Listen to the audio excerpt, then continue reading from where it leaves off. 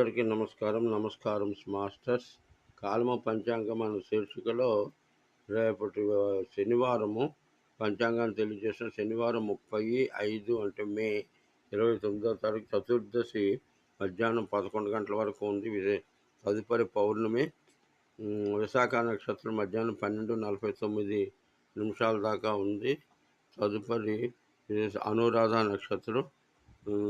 తర్వాత జనసంఖ్య వర్జం సాయంత్రం 5:13 దగ్గర నుంచి 6:59 దాకా జనసంఖ్య 9. విశాఖ నక్షత్రానికి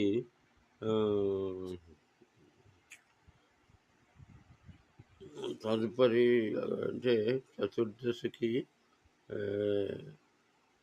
శివుడు ఆధిపత్యం, అందుకే ప్రదోష కాలంలో శివ పూజ ఆచరిస్తారు, రుద్రాభిషేకం. తర్వాత ఈరోజు